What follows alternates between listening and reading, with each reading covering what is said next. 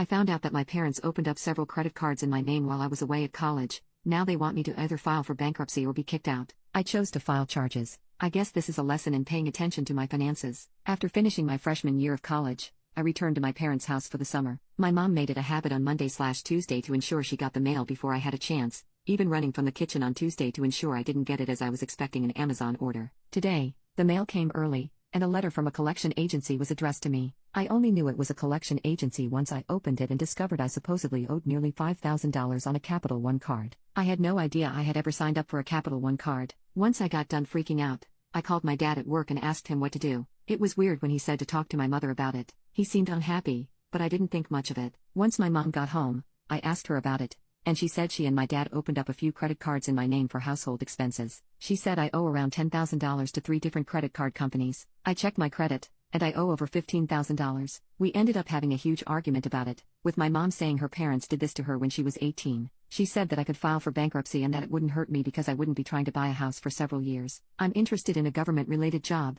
and bankruptcy would probably disqualify me. She knows this, but it doesn't seem like she cares. My dad got home a couple of hours ago, and they talked to me together. Either I can declare bankruptcy once they spend up to the credit limit of the last card with any credit on it, or they said I could move out at the end of the month. It feels incredibly unfair because it doesn't sound like bankruptcy will do anything for my credit and will probably sink my job opportunities. How can I get my credit score back to where it was, around 720, and how can I get this so that it does not affect my credit going forward? Update: I filed a police report. The officer took some printouts of everything as evidence. Once I had the report, I called all the places listed on it and gave them the report number. The 3 credit card companies took it, and it was pretty cool. The collection agency wanted me to make a goodwill payment so they could start investigating my claim that it was fraudulent. They said they could still sue me even with a police report if I didn't cooperate with their fraud report. I refused as I didn't want them to be able to take money out of my bank account. I never told my parents that I went to the police, and for a couple of weeks, they had no idea. Right after Memorial Day, they received a call from a detective, and everything blew up. After the call, they began screaming at me,